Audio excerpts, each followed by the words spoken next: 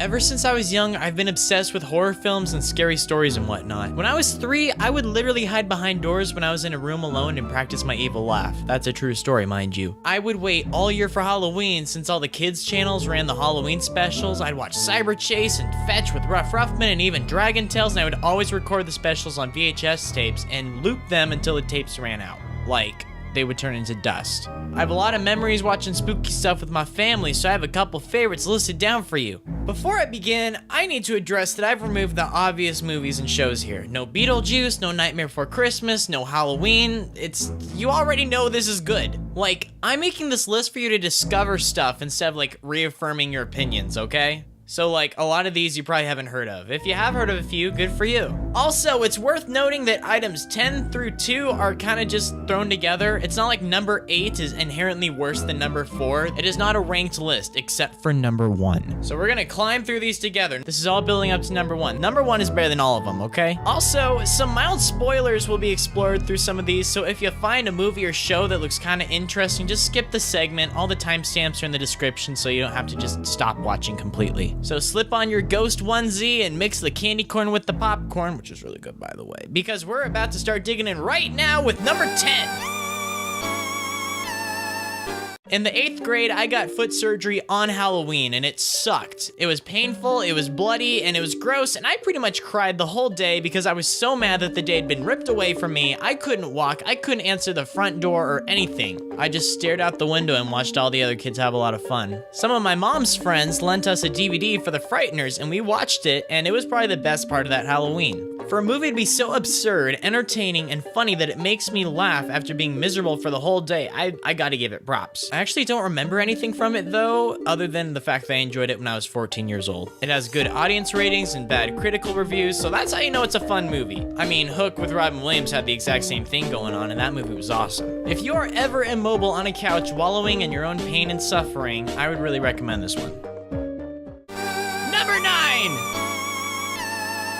This movie just came out like a month or 2 ago as of the time of making this video, and I loved everything about it. The writing, the acting, the cinematography, the horrific violence against children. It was everything that I wanted it to be, being just true enough to the original to satisfy fans of the novels while still being accessible for new audiences. When I initially saw this movie, we saw it in D-box seats in the theater. That meant that the chairs rocked and moved, which was a totally different experience. Not only were the jump scares loud, they practically threw you around, adding a whole new level of suspense to the experience.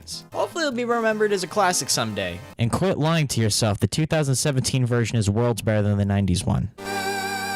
Number 8! Here's a word you don't hear very often, aesthetic. You probably hear that every day if you're an emo kid. This episode looks like Halloween. The sky and the horizon, they're dark, they're pumpkins, they're ghosts, this looks so good. SpongeBob is getting spooked nonstop by his friends, from Squidward to Krabs pranking him, to Miss Puff spooking him, to even Patrick freaking him out by accident. He and Patrick come up with some pretty elaborate prank to pull on the Krusty Krab and scare everyone half to death, until Patrick loses control of SpongeBob and exposes his identity. Everybody starts laughing until the real Flying Dutchman appears and expresses how disgusted he is that everyone is exploiting his likeness for cheap Halloween gags and smearing his reputation among other sea creatures. This is oddly relevant right now, whoa. As punishment, the Dutchman threatens to take everyone's souls and then he takes away SpongeBob's costume and then he panics at the sight of SpongeBob's brain. See, he had this weird idea to cut off the sides of his head to make his head more round since, ghost heads are round, and that kind of freaks everyone out in the room. So why should you watch this despite the fact that I just told you the entire episode? Simple. The artwork is outstanding. I love how much this looks, and I love how it plays out. It's simple, it's fun, it's ironic, and it's spooky, and it's everything that I want from a Halloween special. It's radical. Number 7!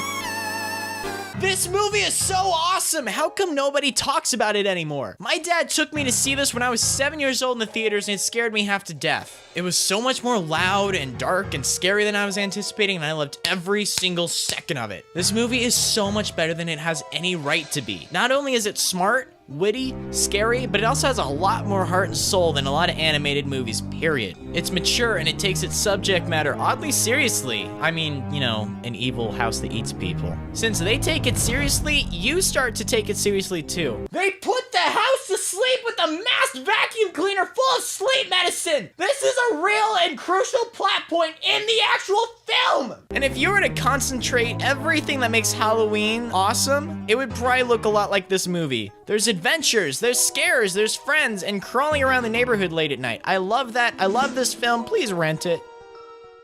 Number 6. What? Why is Diary of a Wimpy Kid on this list? It's not scary one bit. Yeah, no duh. It's just about a suburban kid trying to navigate the 6th grade, and it's wonderful. One of my favorite family movies by a long shot. This movie's on the list because the Halloween segment in it is incredible. I adore it. Frank hides on the roof and throws a garbage can full of water on the trick-or-treaters. Rowley's mom made him a costume. Roderick scares Greg with an urban legend about Devil Worshipper Woods. Oh, it's so funny. It is suburban goodness, which is going to be a recurring theme in this list, by the way, because I love those vibes, because that's what I grew up with. All of my Halloween memories are about exploring neighborhoods and pranks and shenanigans and stories about the local culture. This segment of the movie captures it perfectly. I love it. I love this movie. I love this book. Do yourself a favor and check it out.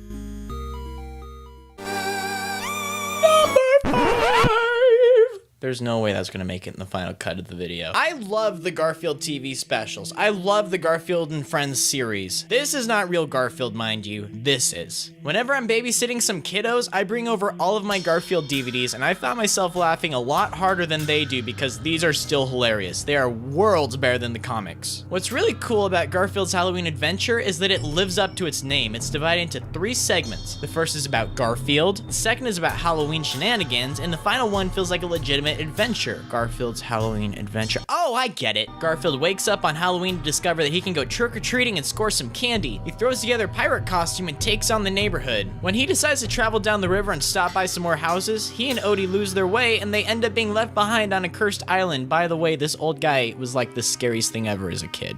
Ah, this is more like it.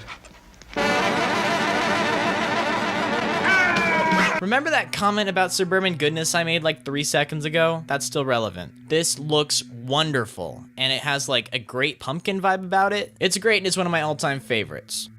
Number 4!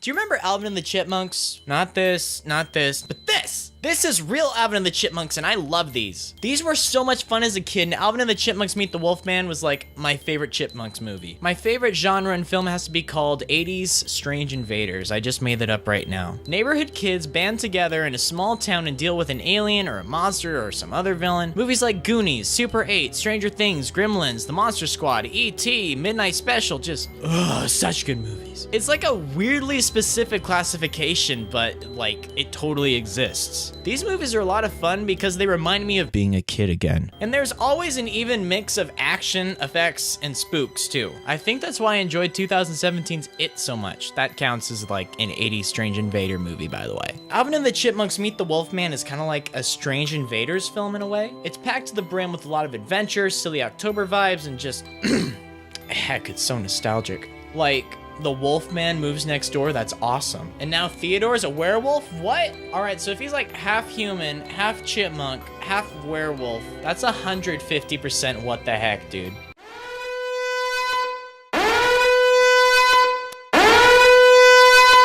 Number 3. I can't sing. Alright, we're not clowning around with any more kid stuff. These movies are so over the top and ridiculous that it's a marvel. This is my boomstick. You can find this in the sporting goods department.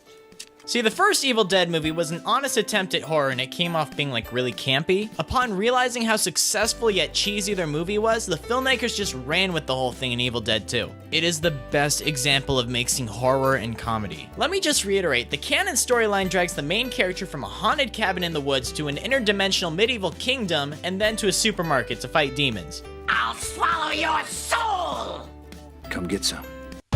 This movie is so good! The remake was a bit controversial because it didn't have any of the comedy elements that made the original so iconic. However, they went completely overboard with the graphic and disturbing effects. I thought it was an excellent homage to the originals and a super radical post-credit scene too, if you haven't ever seen that. My little brother considered himself like a horror movie expert until I showed him this movie and he tapped out. He could not handle it. Although he has since been able to finish it, so I mean, in case he's watching it. Ash vs. the Evil Dead, it's alright. It's not nearly as groovy as the originals, seem to be in the minority with this. They're still fun to watch. I tore through the first season in like a day. It just felt too much like a cable horror series. I don't know, maybe it's just me. But if I ever have a friend staying the night, I always pull out the Evil Dead films on VHS. These are like a sleepover staple from my childhood, and I still rip them out every summer, and I love them. Hey, this is number 2, buddy.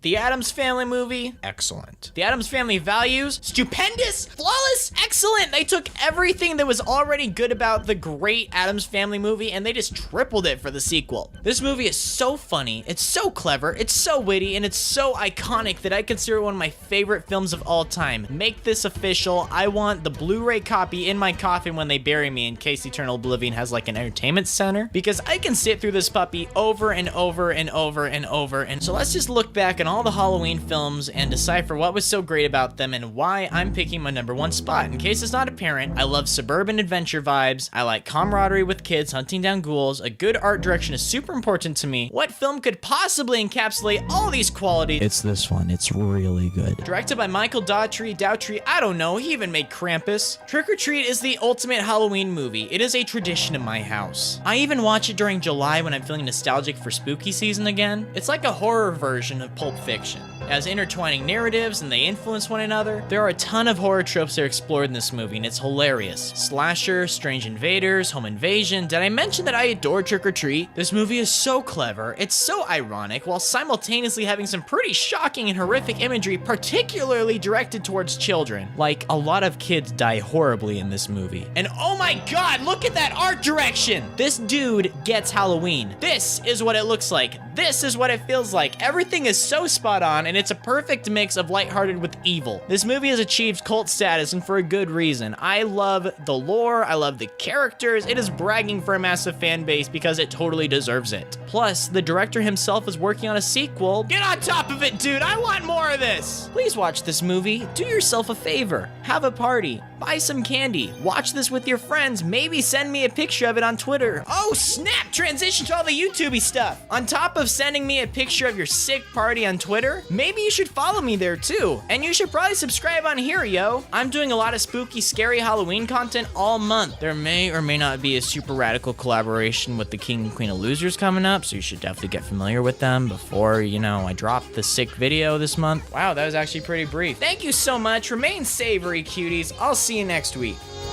Gonna be alright. Everything gonna be alright.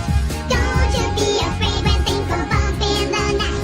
Get closer to me and baby hold on tight. 'Cause everything's gonna be alright. Everything's gonna be I know a thing or two about music.